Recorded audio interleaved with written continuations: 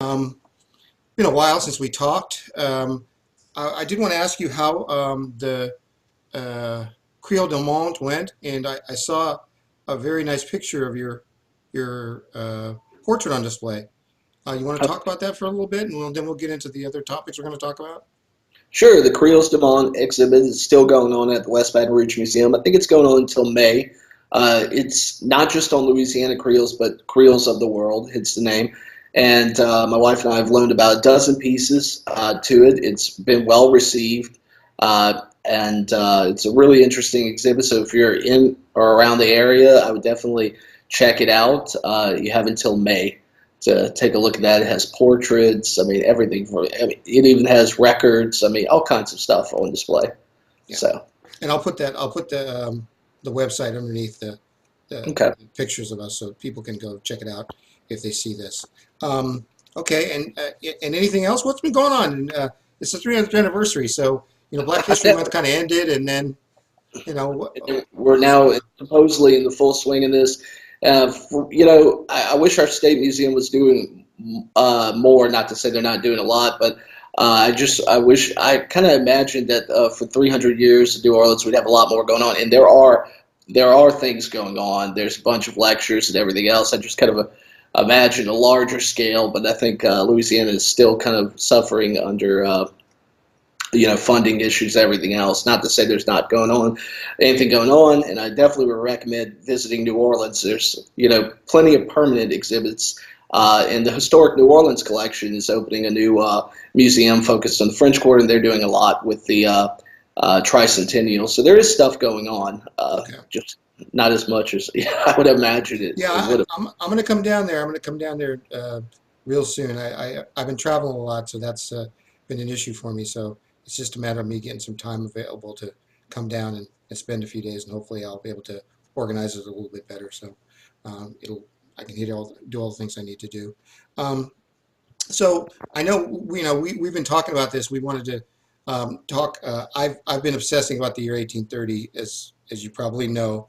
Um, Right. I feel like it's a super important year for everything that concerns Louisiana as well as the United States. But let's talk about how we got to 1830, and then hopefully we'll kind of end the conversation with talking about all the things that happened in 1830, and it'll kind of put everything together for folks.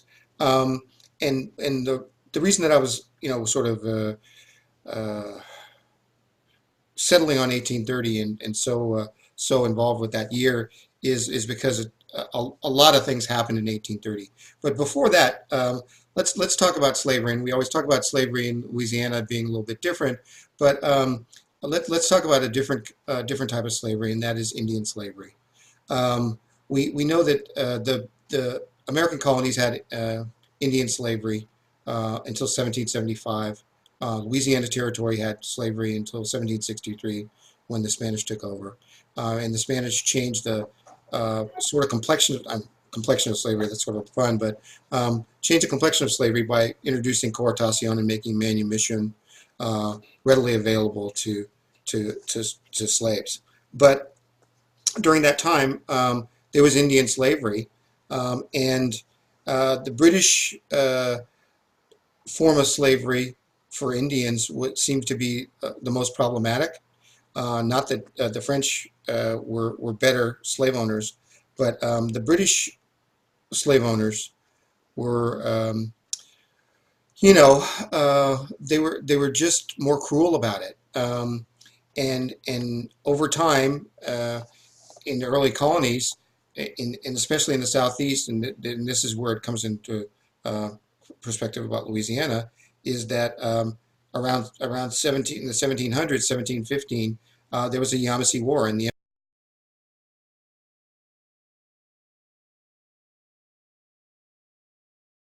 Yamasee War cleared the southeast of British colonies. They were forced or killed out basically all the way up to Charleston, North Carolina, and so the larger portion of the southeast, Mississippi, Alabama, Georgia, parts of Florida, were cleared of British settlers, and this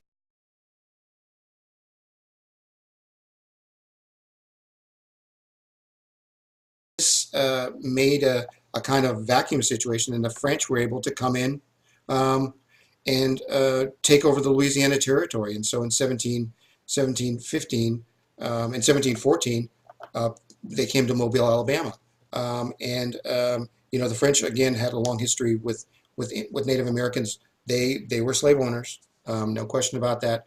Um, but that vacuum of the Yamasee War, which was a successful war to get rid of the British colonists from the southeast, opened up Louisiana Territory for them.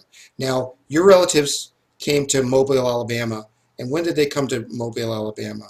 They were there very early. I want to say, and I'd have to look this, of course. One of my first ancestors was in Dauphin Island around 1720. And this was the Guillerys. There's a bunch of Creole surnames such as Guillery, Lafleur, Fontenot. I mean, all of these men were in Dauphin Island.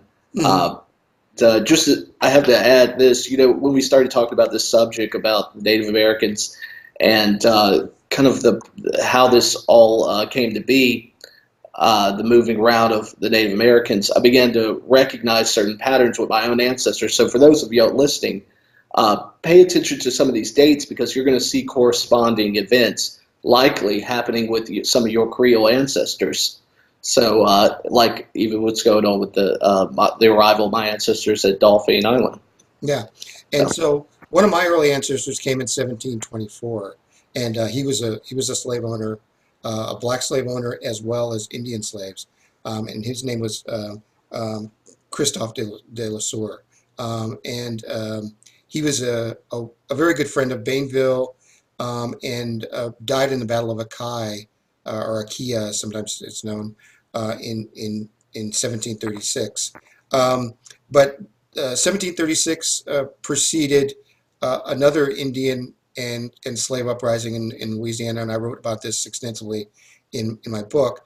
But it was a land dispute between the Natchez and the French settlers. The French settlers decided that they wanted to farm on some Natchez burial ground in near Natchez, Mississippi, and the Natchez conspired with all the local Indian tribes, the Choctaw, the Yazoo, and all the local tribes in up and down the Mississippi Valley to basically they had a plan along with the slaves that were there to exterminate the French settlers and take them out of the Mississippi Valley.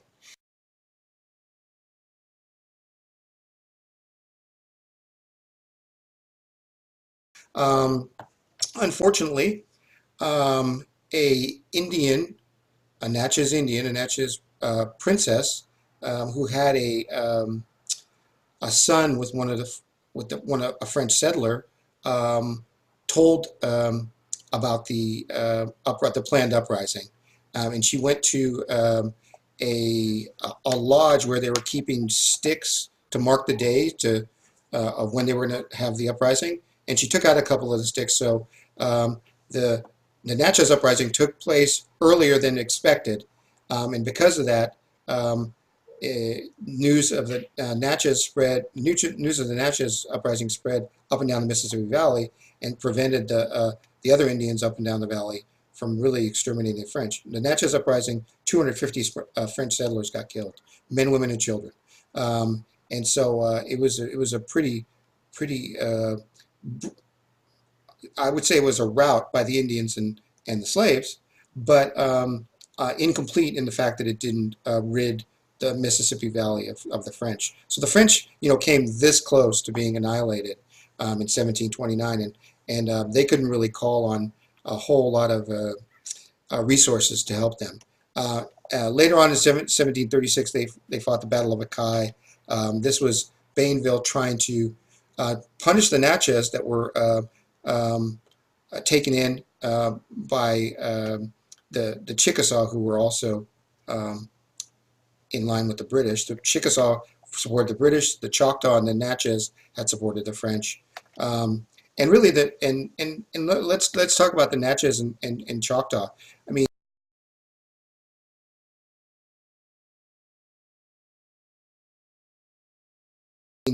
without their help, the French would never have survived in Louisiana. Um, and and the the relationship that we have, and I think this, Jeremy, I'll let you talk about this a little bit, but the sort of relationship that we have in Creole New Orleans with Native Americans is, I want to say it's a romanticized relationship in the fact that lots of Creoles like to claim Indian heritage, and sometimes it's unfounded, um, but they have a romanticized view of Native Americans. So one of the things we talk about is that to be sort of a Creole, you have to be able to trace your ancestry back to pre-1803 Louisiana. Um, and, Before the and Louisiana yeah, Purchase. yeah, right. And so one of the reasons for that is this. Um, and that year 1830 was an important year, and we'll get to that. But tell me about your ancestors who were Native Sure. American. And I'll talk a little bit about Native Americans in general with Louisiana. Of course, there's a lot of sensationalism, with of Creoles claiming to be Native Americans, and a lot of people in general claiming to be Native Americans or having Native American ancestors.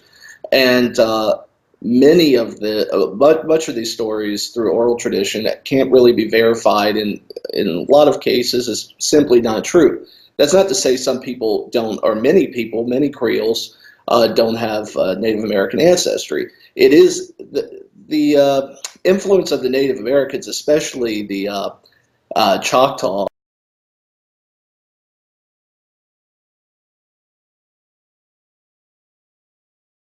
are it's definitely all over our. I mean, it's infused in our culture. Yeah, I mean, Even our Creole language uses Choctaw words. yeah, we get filet from So, them. We get every. I mean, you know. right, exactly. Mhm. So we were heavily influenced, and they were definitely in proximity with your ancestors. I mean, and in some cases, you will see Creoles who descend from Native Americans.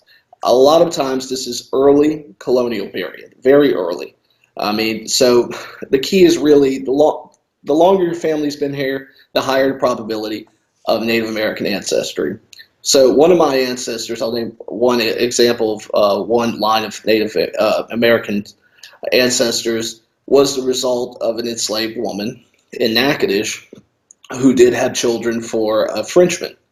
Okay, so that's very early on, and this was actually, I believe, during pre-Spanish occupation, French period. Another example of Native American ancestry I have is actually much later, in the mid 1800s, when some Native Americans who are of mixed race, who are actually the mixed race slaves of Native Americans, because Native Americans did own slaves, we'll talk about that later, Mhm. moved to Louisiana. And when they came to Louisiana, because they were of color, they naturally gravitated towards the colored communities. So this is one way that these people from Oklahoma who did not speak French ended up talking, and not even talking, but embedded in this Creole community. And so that's two examples, and I have a few other, but I think those are the most interesting. And those are actually, the verified, because according to many relatives, we should be wearing feathers right now. We're Mhm. we're like 98% Native American. And I have, some of my relatives were deeply disappointed when the DNA test came through, and there was, they had heard all this, stuff about them being Native Americans, and they were not, you see it So on the forums every day. People are disappointed that they don't have Native American ancestry. Well, I'll give you a little bit of something to hold on to. Just because your DNA test does not show you having significant or any Native American ancestry, I don't think that does mean you don't have some Native American ancestry. But I think you can pretty much figure out that it's a negligible amount, probably, if nothing showed up. yeah, it didn't manifest. It's just the Yeah. shuffling of the cards, right?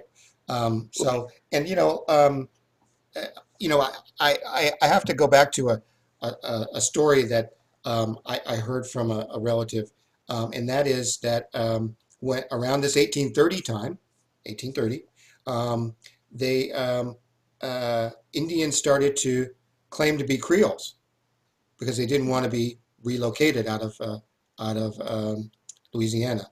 So there's this back and forth that goes on. We'll save that for later, but let's talk about a couple other things. So we got to the Natchez uprising, and still there was a and we talked about that in the context of the Yamasee War of 1715, which cleared out the southeast. Now, what happened, and one of the reasons for the Yamasee War was that British colonists were selling Indian slaves, Native American slaves, into slavery into the Caribbean.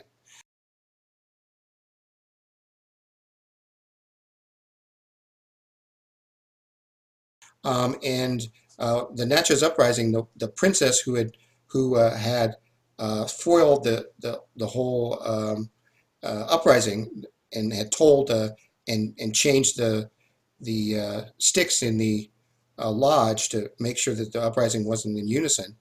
She was sent to slavery in Dominican Republic in Saint Domingue. And so for many of those Native Americans, that basically was a death sentence. So there are estimates, early estimates of how many Native Americans were sold into slavery into the Caribbean.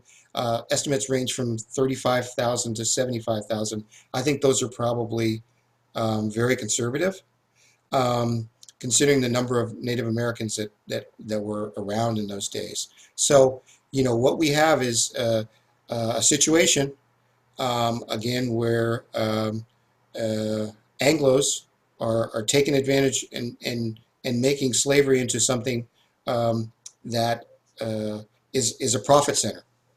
So one of the things, and we go back and forth about this, and people always use this as an example. Oh, Native Americans had slaves. Well, you know something? That's true. And but here's the difference between Native American slavery and the slavery that we see develop in the United States. Native American slavery was small-scale slavery, and Native Americans did take captives.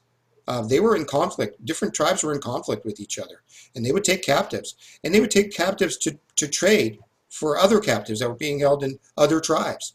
And so it was a way to equalize the the situation between tribes that were in conflict. And so it was never a large scale slavery because they didn't have large scale agriculture.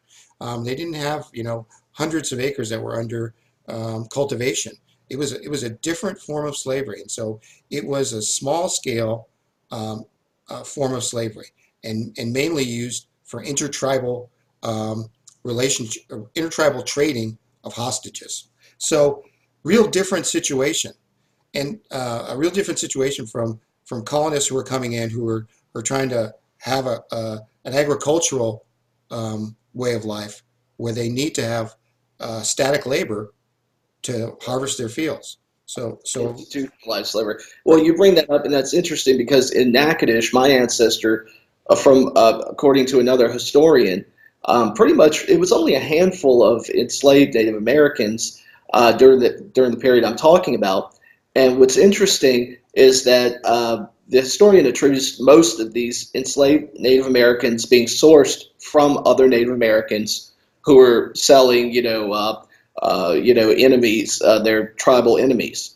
So that's obviously, and this is a handful, nowhere near 35,000. yeah. So Well, here's the thing. Here's the motive that you're getting. Once you start getting into that snowball effect of okay, now the hostages that you took maybe to trade with another tribe can now be sold at a higher profit to people who are needing them for slave labor. Well, then all of a sudden you have Indian tribes who were simply raiding other Indian tribes to take hostages and put them into and sell them into slavery. And so this is similar, something that the Indians hadn't seen before, right? Right. right. So that Natchitoches example is a perfect example. Where you have people that are the economics behind slavery is the motivation for them to take hostages and start getting into the slave trade, right? And no surprise, the highly prized slaves, of course, were Native American women. And of the owners, about 8 of the owners of these Native Americans, because there was only like a dozen or so, Mhm. were single men. were single men, and mysteriously the household included children. How Hmm. strange. Yeah, I mean, I have to tell you this story about my De La Sour relative who was a bad guy. Um, he was a large slave owner, and he had a Native American. He held Native American slaves, and he sort of, as terrible as this sounds, sort of made this a friend of his who was a French surgeon with the Alabamans was he made this young Indian woman available to this guy, um, and she ended up having a child. He claimed the child and baptized the child in the church. Um, and to me, a very sad situation. Of course, my relative ended up getting torn apart and killed in a very bad way in Battle of Akai. So I feel a little bit better about that. But I think it was very sorry, Jeremy, but a very common, Probably had it coming. more common than we would like to talk about. And nobody talks about Native American slavery. We know Right, that, and what we have is 150 years of Native American slavery in the British colony, and we have nearly, we have what, 1715 to 1763. We have 40 years of slavery in Louisiana Territory, right? So right. we're talking about years of slavery that really never never hits the history books, right? We never Right. we, we never talk about Native American slavery. Okay, And large so slaves disappeared, I assume, into the larger slave population. So they did, the ones that didn't escape, because yeah, obviously Native Americans were, from what I understand, did not make good slaves. They yes, weren't were not going to just. They had a taste of freedom, so they knew the land, so they were not going to be just it compliant. it was a tricky balance that they had to have because they might try to take these slaves, but Native Americans obviously, like just like you say, can escape back to their tribe, and then they Right. tell their tribe, "Hey, these guys are mistreating us." I mean, and so maybe that starts other tribes thinking in the same way. And mistreatment, Indians, Indian tribes talk to each other. They were in communication with each other, and so that's how they formed these coalitions that they had, and back and forth. They were using the British and the French and Spanish to play off of each other, and they took advantage, and they thought strategically about how they were going to interact with all these three big powers. So the Native American thing was a very tricky thing, um, and for that reason, and the second reason is that those early colonists really relied on Native Americans' help to survive, right? And Right. we know that that's true. Um, Everything from alchemy, medicine to just simple food to obviously navigation. I mean, so mhm. yeah, Yeah, they have. you're saying medicine, food. I mean, Yeah, you're talking about the basics here. I mean, we're not, how right, to cultivate the land, which animals you can eat, which animals you can't eat. I mean, right, yeah. right, right. So and in Louisiana, what plant can you what plant can you use for medicinal purposes? What plant, So there was a big reliance on Native Americans for a very long time. Right, And right. so, the Natchez Uprising, like I say, in 1729, virtually wiped out the French colonists. I mean, virtually wiped out the French colonists in the Mississippi Valley. And that, if that had been successful, it would have changed the face of slavery in the Mississippi Valley. People start thinking about that. And this is some Native Americans and slaves that did this. So, a major thing. So, okay, 1763, the Spanish come in. Now, the Spanish are in California. They have slaves in California. The mission system starts in 1769. Junipero Serra is there in California, and they have slaves in California, basically wipe out California tribes. 1763, we have the Treaty of Ildefonso, and the Louisiana Territory is ceded to the Spanish. Now, this again, we've talked about this a lot, and so I'm not going to belabor the point. But they had coartación, and they liberalized the manumission laws. And Indians were part of the landscape, um, and really until the Louisiana Purchase, Indians were a very big part of the landscape. Um, Right. the Pierre de la Salle, who was the last French governor of Louisiana, talks extensively about his travels up and down the Mississippi and seeing Indians and Indian tribes, and they're just a part of the landscape, and really a part of the whole Louisiana history. And so I understand why people want to romanticize about them, because they were really unimportant. I mean, important and talked about aspect of Creole New Orleans. So so um, let's move forward. We have the Okay. purchase 1803. We have the 1811 uprising, which is the largest slave uprising. Only a few. There's been many books written about that, so I'm not going to belabor the point. But mainly, only three white people got killed in the 1811 uprising. So not a very successful uprising by my standards. They destroyed five or six uh, plantation homes, but in the end, more than 100 slaves were punished, either killed, decapitated, or hanged. So And this really gotten a lot of publicity recently, and Whitney Plantation has done a great job of also telling the story of this uprising, and even they have a visual representation, a monument to these slaves, because obviously the deal with what happened, like you said, only three white people or so got killed, but they wanted to make sure that this did not happen again, and they literally decapitated these slaves, removed their heads, and put them on spikes to serve as a warning and an intimidation. I yeah, mean, this was, I mean, this scared. It may have killed only a handful of white people, but it scared the hell out of all of them. yeah, And it really, and that's important because, I think this was a turning point in the sense of mindset of of the way white people began to look at these people of color. They always knew that there was a threat, especially after the Haitian Revolution and all this. But I think this kind of was really close to home, and this is before the Nat Turner thing and all that. right, yeah. This is 20 years before almost, I think. So this was a big deal.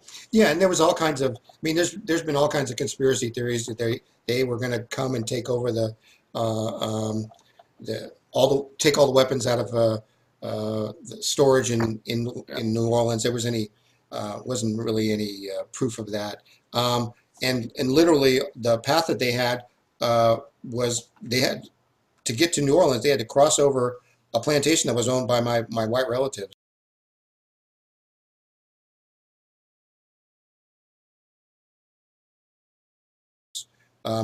But they stopped about a mile short, or a mile and a half short of that, and then they went back up the Mississippi and never crossed the plantation that was owned by my relatives, the Azores, in Metairie. So yeah, I mean a lot's been made of that. There's a great book that was written by somebody from Harvard about it, and a lot made of it, but not a whole lot of outcome as far as freeing slaves are concerned. So, Right. This happened right for those of you in Louisiana. This was, in St. Charles, St. John, so Destrehan Plantation, right in that area. yeah, So if you go to Destrehan, they'll probably talk about the uprising. If you go to Whitney Plantation, they'll definitely talk about it. So if you want to learn more about that, you should definitely look into it because, like you said, only a handful of white people were killed, but it planted a seed in the minds of these people, and people of color had to deal with the repercussions of that. yeah, You know, it ended in the 48 plantation. So they got to the 48 plantation, and then they turned back. So. and Um, they actually I think escaped to the woods. I've Yeah, yeah, seen yeah, the yeah. And I'm yeah sure my relatives, that if they were older, there were three older Frenchmen with their Creole of colored children. I think they probably went into town, to tell you the truth. yeah They, yeah, because because they they were were no forewarned. People knew what was um, happening. yeah, they were in no position to dispute anything, or fight out with these guys. So yeah. Um, okay, so that happens in 1811, and puts the fear of God in the new Americans who are coming there, not used to. They already got problems with the Creoles. So Right. when they see this happening, they're looking over their shoulders now. Um, Yeah, they had just arrived. The 8 years really. They yeah, hadn't yeah, even. they're just getting settled, but they dealt with it in a way that I think surprised a lot of people. The way they dealt with it. Um, and in the end executed a lot of people and made examples and made terrible examples of them. Um, so, uh, so then like I said, we're working to 1830, 1830. Yeah, yeah, We have the War of 1812, right? And I think most people know about the Battle of New Orleans, very famous battle. Um, the fighting force is free men of color, two battalions of free men of color, Choctaw Indians, pirates, and all kinds of scoundrels, Jean Lafitte and all these scoundrels any fighting force he can get together. Um, and they go out to Calmet and they basically annihilate the British. I mean, they only had 20 casualties or whatever. I mean, it was a basic bloodbath. And I think it might have been, it was in January of 1815. It might have been after the war had officially ended, but yeah. I believe they hadn't so. got notice of it yet, right? Yeah. Yeah, there was no cell phones, there's no Yeah. telegraph, so I think it was actually after the fact, but it didn't stop this from happening. Yeah. So it was a big deal. It's after the treaty was signed. Andrew Jackson, sent out a notice, and I have the proclamation in my book saying, how valiant the free men of color were and how they came up and, answered the call and, just how well they performed. And, so he got to see, what he got to see was this. He got to see Native Americans and blacks together working to defeat an enemy. And I'm sure since Andrew Jackson was a slave owner and he did not like the Creoles Right. because he declared martial law after he got there because the Creoles were basically saying, hey, the Americans cannot handle the British. The British are uh, kicking their ass in this war. And they are certainly not set up to have any kind of battles with the British. And so when he got there, he straightened that out. He put everything under martial law. He got his fighting force together. They used the levees to their advantage, and they used the layout of Louisiana itself and the swamps to take advantage of the British and really annihilated them. But he got his first taste of seeing what Native Americans and blacks in a coalition can do, and I'm sure he kept that in mind. And so, what happens? In 1819, he gets and the same Andrew Jackson uses a force of Native Americans, this time Cherokees, to take over Spanish Florida and kick the Spanish out of Florida. So here we have Andrew Jackson who hates Indians, he hates blacks, but knows how to use them to his advantage to achieve these goals that he wants. Okay, so now we're talking 1819. Americans can flood back into this the southeast because the Spanish have been kicked out of Florida. Okay, so then we talk about that. We're getting close to 1830. I Right. promise. I promise. Um, in 1829, I consider this to be the really the seminal event of uh, the abolitionist movement in the United States, and that is David Walker writes the Appeal.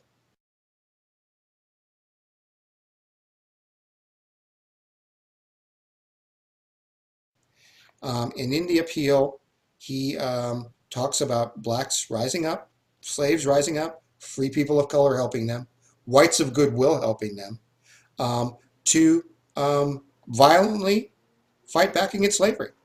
Um, and he, David Walker there was a bounty put on his head by the governor of Georgia, a $10,000 bounty put on his head for capture of David Walker. Um, and this changed the whole complexion of the relationship that Southerners certainly had to slavery, and a lot of Northerners because he scared the crap out of people with this talk, and he was very serious about it. And so, what do we have in 1831? We have the Nat Turner Rebellion. Now we're talking about rebellions. We have rebellions all ongoing at all times, but the Nat Turner Rebellion for some reason or another, struck a chord. I don't know whether it was sensationalized more than anything. 65 people got killed, men, women, and children. But that really changed the complexion of slavery and the way that people viewed slavery in the U.S. And it really changed what happened in New Orleans a lot. And so, three things that happened in New Orleans. Um, First off, when the Americans came in 1807, they outlawed the freeing of slaves under 30. Big deal, you know. It doesn't sound like a big deal, but if you're under 30 and you can't be freed, that's a big deal to you. Um, Right. and in 1830, before the Nat Turner Rebellion, there's a bunch of legislation that's passed in New Orleans. So if you entered a state uh, as a free person of color uh, before 1825 or after 1825, you have to leave the state within 60 days. Um, they pass a piece of legislation that owners who want to free slaves have to post $1,000 a bond and guarantee that the slave will leave the state of Louisiana. So you can imagine what that does. What that does It's to virtually impossible. Yeah, it makes it Almost virtually impossible, right? to And free. right. Right. Let's put it in perspective. Um, People were buying houses for $1,500 to $3,000.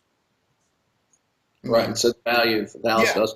yeah. And something to say too, leading into late 1820s and 1830s, we see the Creoles, the white Creoles, really lose control over Louisiana to these Americans, and we see obviously their influence become more prevalent. That's not to exonerate the white Creoles to say that they were, these great people who loved people of color, but they did grow up in a different system, and they saw slavery because of the Spanish influence not as a permanent condition.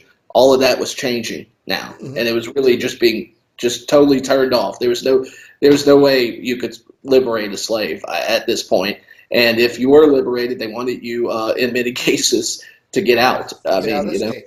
Because you were a right, troublemaker, and they considered free people of color as troublemakers to sort of right. this constant.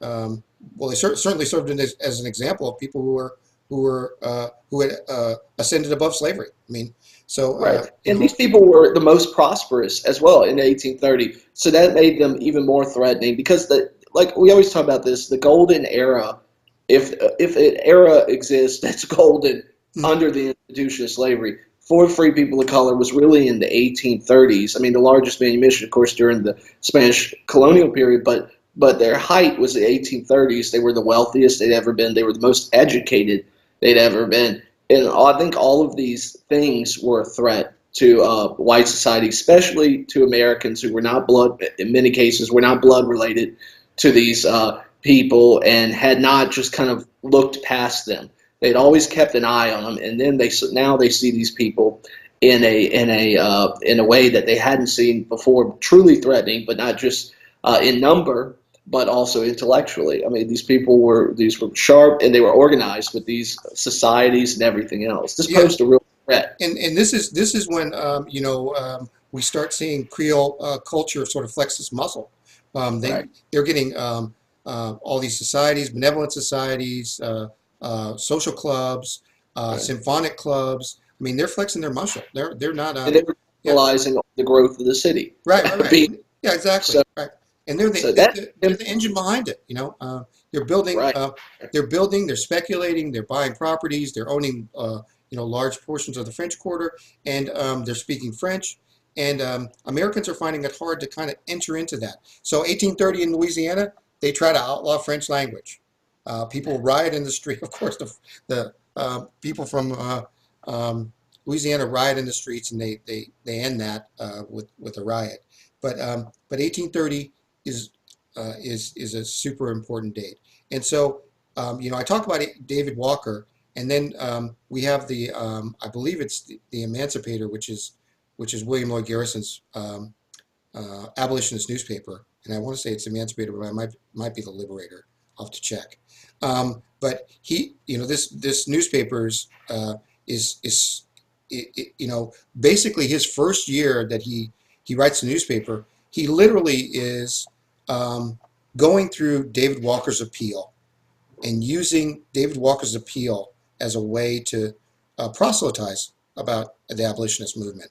So he is literally looking to David Walker, who's this abolitionist, who's in Boston, and who has written this appeal, as sort of the guide the guidebook to how he's going to approach abolition. Garrison doesn't approve of violence, and that's the only difference. So he tries to make it an appeal to the conscience of America about how bad slavery is, and that's where he kind of parts ways with David Walker. Um, but David Walker to me is one of the most important people in the history of. I consider him to be the person that started the abolitionist movement, who really kicked it off in a way that, and he's really talked about, and he should get credit for this because all the abolitionists afterwards used the framework of his appeal as the way to go about it. Um, and so, so 1829, great year. Andrew Jackson's elected president. Okay, so Andrew Jackson, who has fought the Battle of New Orleans, uh, freed Florida from Spanish rule using black slaves and free men of color and Native Americans in the Battle of New Orleans, and then a couple of years later, fighting with the Cherokee as his main fighting force to rid the Spanish out of Florida, becomes president in 1829. Okay, what do we have? We have large, powerful Indian tribes, the 5 civilized tribes. We have Choctaws, Natchez, Yazoo, you name it. Homas in Houma, Louisiana, who are populating the southeast. They've driven out, in 1715, they've driven out the British settlers. But what we have now is not a conflict between the Spanish, British, and French anymore. We have just the Americans that are there. And Andrew Jackson is the president. Now, Andrew Jackson's a slave owner. He doesn't like Indians. So what does he do? 1830, he has the Indian Relocation Act. The first tribe that he relocates out of east of the Mississippi, the Choctaw, the most populous Indian tribe in Louisiana. I think that they actually coined the phrase of Trail of Tears, in the fact that they said, it's nothing but tears and death. And Choctaws used to do ritual crying for people who passed away in their family. So an Indian chief said, "This is nothing but a trail of tears and death." So the Choctaws were the first tribe to be relocated, and over the next 5 years, he relocated most of the Indian tribes out west of Louisiana. So what happens? By 1830, 1835, the Southwest, and basically everything east of the Mississippi has been cleared of Indians. Right. There are no native tribes, with the exception of the Seminoles, who were down in the swamp in Florida and really inaccessible.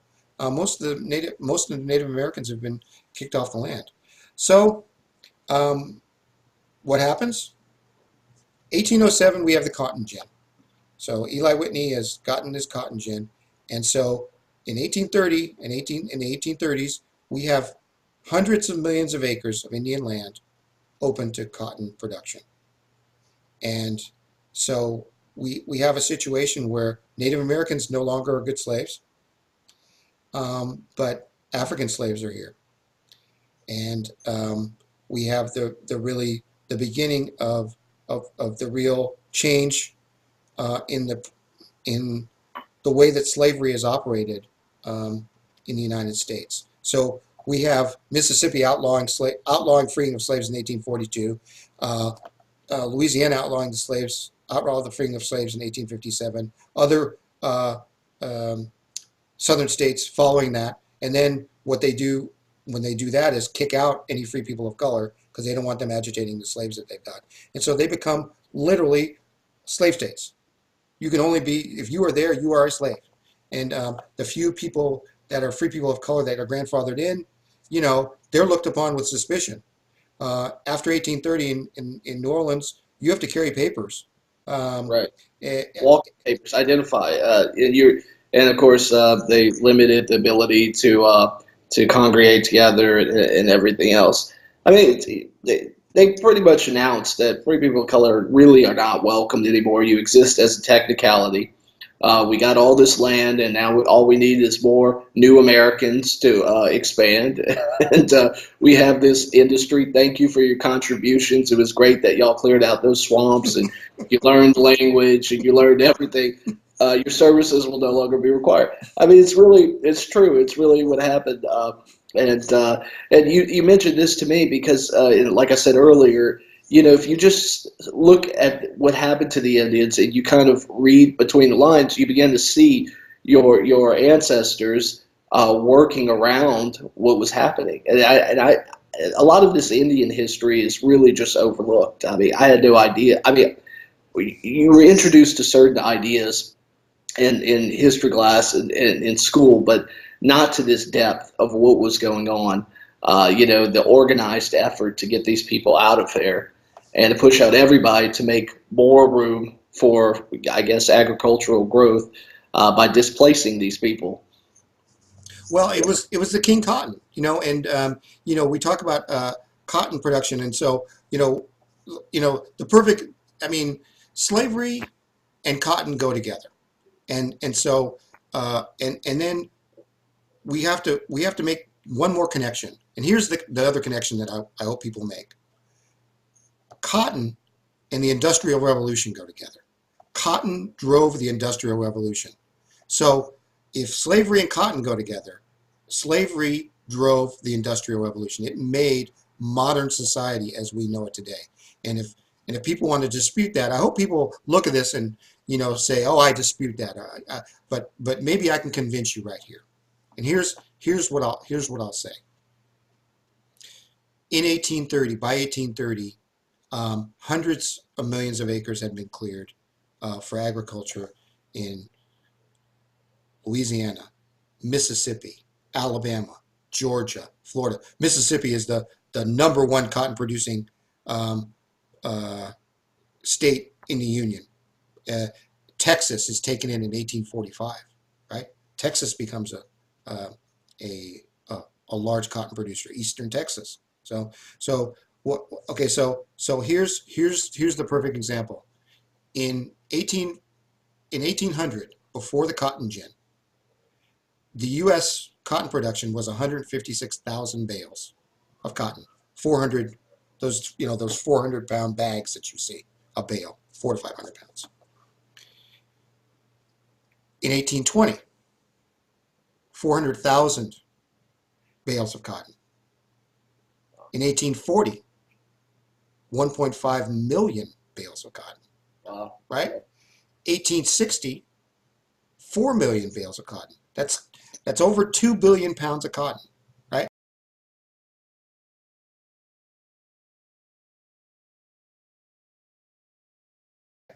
Okay, and so what do we see with that? Okay, I mean these are numbers you can get from Bureau of Labor Statistics. I'm not making these up. Look these up yourself. Google.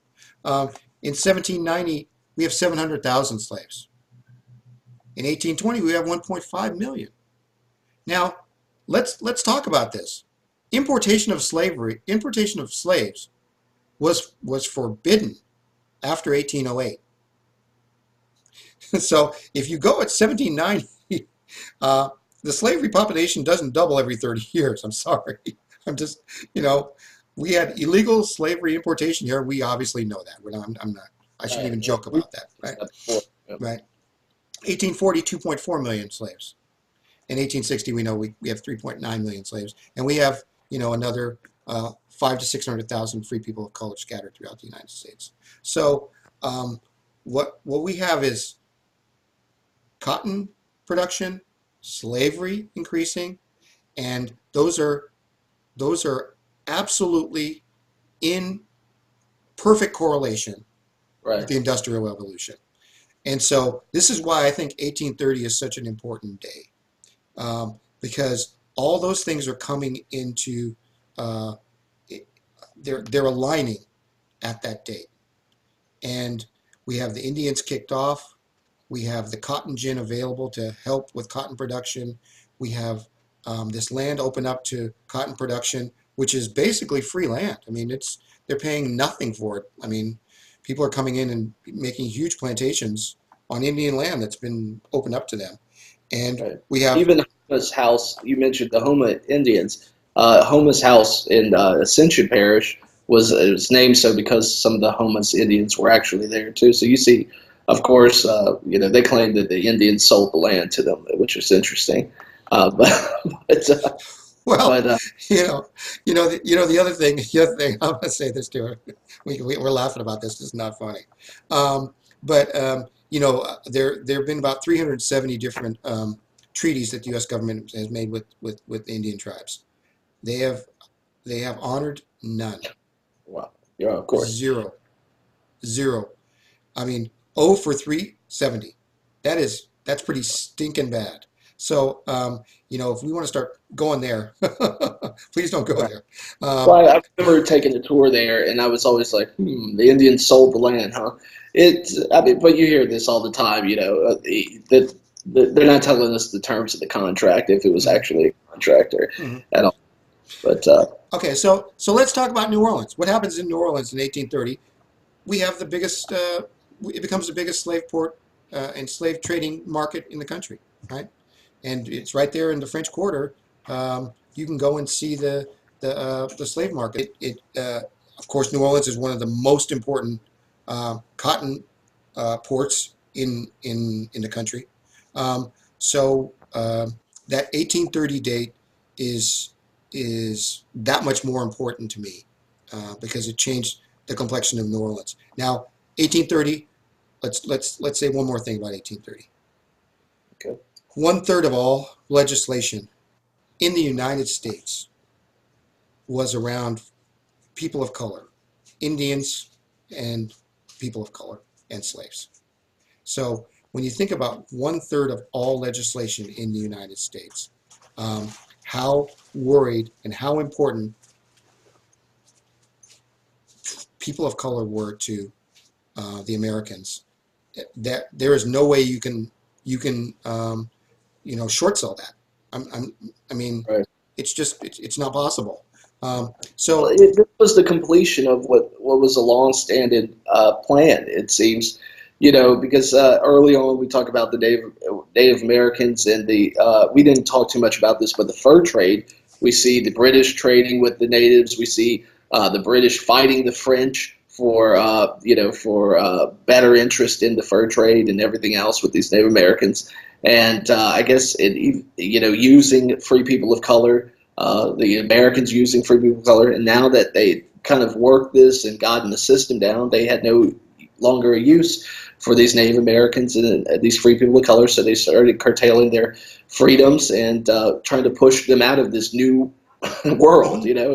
No longer a colony, quickly becoming a country or an established, more established colony, and so you know, and the thing that we talk about with our French ancestors is this is that they had a little bit different relationship with the Indians than the British colonists. The British colonists were really looked at the Indians as lesser people. The French did too, but the French intermarried with Native Americans, and they formed kinship relationships, and they had a tradition of gift giving with the Native Americans to sort of ease the tension of some of the bad things that they were doing. I mean, they were doing bad stuff, right.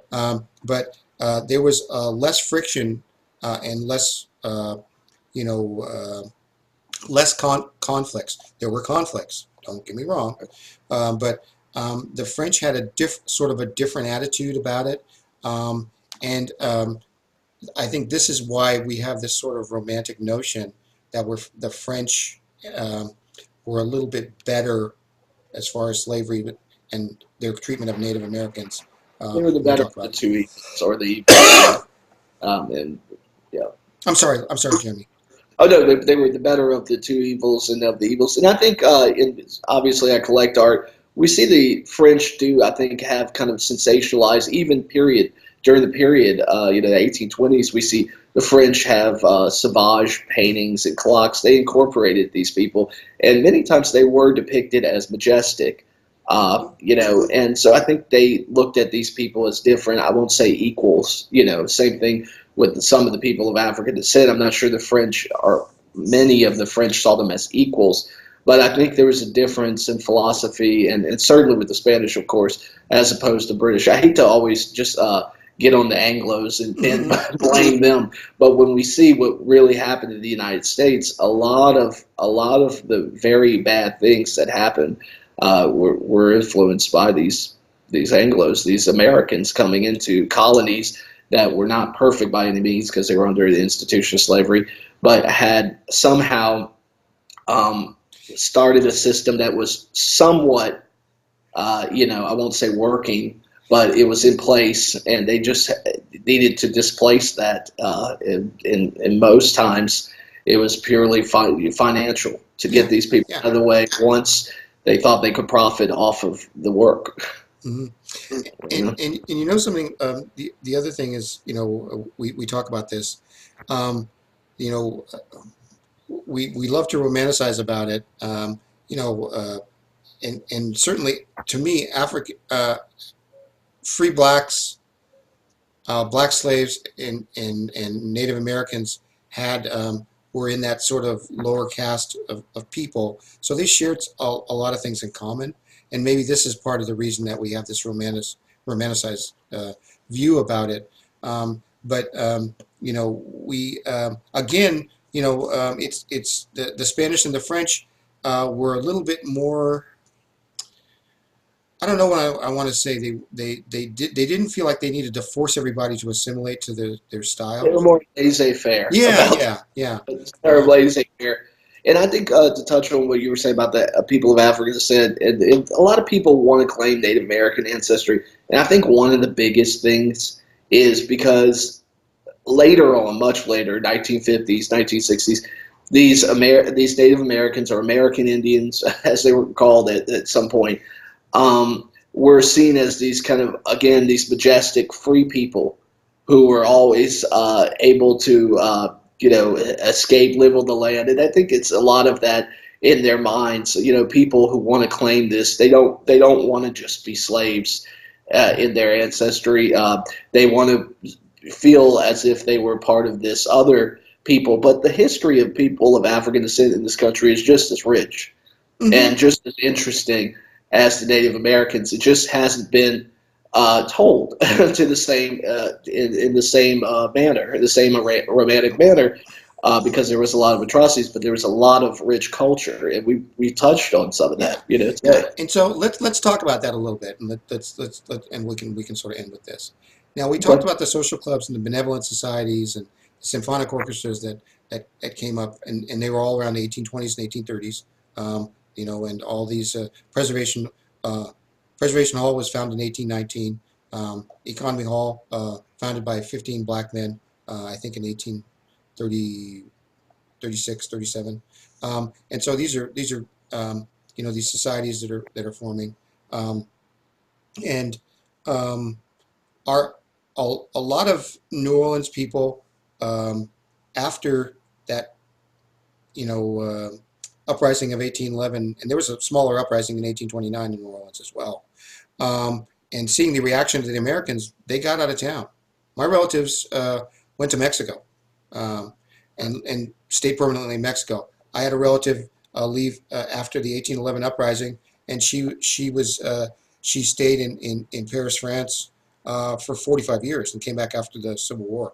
So the Creoles, again, we talk about this mobility that they had, but the thing is, as far as Creoles are concerned, if your relatives weren't there early on in Louisiana, chances are you're probably, It if you think would you're be Native American, their right, chances are smaller that you are, because by right. 1830 the Native Americans they're getting kicked out, and if your relatives weren't there before this sort of disruption, and this is and we talked about this in the art thing, this disruption and up, Dispersed, yeah, disbursement of Native Americans, and so with that, I'm going to ask you this: in all your kind of travels in the art world, are you finding any Native American art? If you see Native American art, there is Native American art in Louisiana. Very little of it, if any of it, is commissioned by Native Americans. So it's more figural. So somebody went to where these natives were and they depicted them.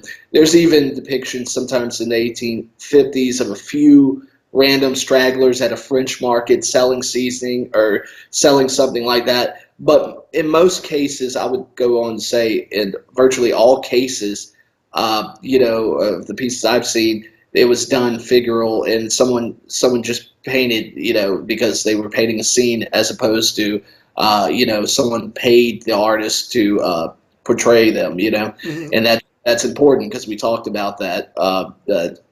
That's what distinguishes a lot of free people of color, the portraits of free people of color, is that these people paid for them and they were done for the benefit of free people of color. And I haven't seen any, in Louisiana, any depictions of Native Americans commissioned for Native Americans and paid for the benefit of them. Yeah, So no, so they're always much. kind of a ancillary to the main sitter in the pictures, if they're depicted at all, right? Or just mainly as props. Mainly as look, a Native American, done for the benefit of white audiences, white viewers. Hmm. So. Yeah, But yeah, but just because you don't have Native American ancestry, if you're Creole and you find yourself not having Native American ancestry, which a lot of us do not, it doesn't mean anything. And our history is just as interesting. And in many ways, our history correlates, as we talked about tonight, with what was happening with these people. And we were right next to these people. Your ancestors were likely right next to these people, had interactions with these people, may have even played a role in assisting these people, or worst case scenario, in displacing these people. yeah. I mean, Louisiana is clashes, conflicts, and cooperation. The three C's, and there's no way around it. There's good and bad people on all sides, um, and so in Louisiana, like I say, we are a little bit, we have a little different attitude about it, and I think because of that Latin influence, we're not as stringent and Germanic as maybe you might think about the British, but there were Germans in Louisiana too. Um, Yeah. but yeah, it was the, the the general feeling about things. So I again, I'm gonna talk kind of end this with 1830. I think I consider 1830 to be the 1830s to be the pivotal time. Certainly in Louisiana, it was pivotal, and it was a pivotal time for the United States as far as slavery is concerned, and a pivotal time for slavery as far as Indians and people of African descent were concerned, and certainly free people of color felt the pressure ratcheted up on them, and you know, uh, and it got to such a point in the late 1850s that we had the Eureka Colony, where we have hundreds of Creole families leaving. So we know that we weren't immune to what was happening. When we saw what was happening to the Native Americans saw what was happening to us, and so we definitely need to think about that. And my closing thing will be this, and I'll let you um, say something too, is that slavery, no matter what you think of it, Native American and African slaves, um, really um, created the wealth of the modern industrial society. So everything you see around you now, everything we have, is due to the slavery that we had. And if you want to dispute that, make comments about that, um, maybe we'll have a conversation about it. But the economics cannot be cannot be disputed, as far as I'm concerned. If you try to dispute it, I think you're in denial.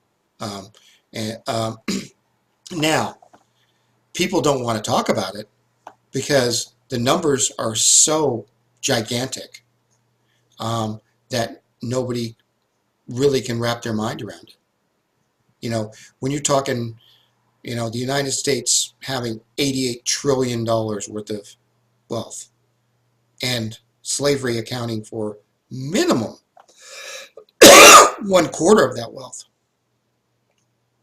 And then we're not even talking about what the Native Americans put into it.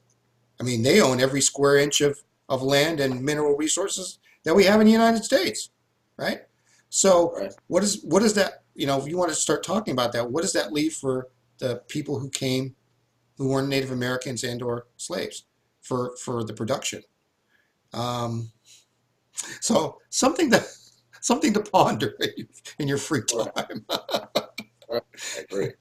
So Jeremy, uh, take us home. Take us home with this. I know you. Okay. Well, all I would add to that is to say that, despite many efforts to disenfranchise people of color, people of African descent, including Native American, or including people of color such as Native Americans, despite many efforts, the truth is that we survived. Despite the fact we were victimized, we refused to be victims, and this country is our country. So it's important to look back on this history and don't feel angry about it. We need to recognize trends, uh, and we need to recognize when this is happening again in a different level, in a different way, and we need to make sure we're handling that in an appropriate manner. And we know what to do. Mhm. We need to work together, and we need to make sure that we have equal equality across the board. And this is our country. We need to make the best we can, despite what has happened in the past. Yeah, and like I said, people of goodwill have always come together and done stuff, and I think that's one of the nice things about Louisiana. There's always been people. There's been bad people, but there's always good people of goodwill of all shapes and colors that are doing stuff and making things right. So, um, yeah. Okay, so Jeremy, another another wonderful interchange. I appreciate it. I'm going to let you choose the topic next time, and Oh, okay. Well, I'll figure out something. But I think this was a good one, and I hope a lot of people understand a little bit more about their ancestors and everything else. So, yeah, yeah. Let's talk soon. All right. Take care. all right, sounds Bye. good.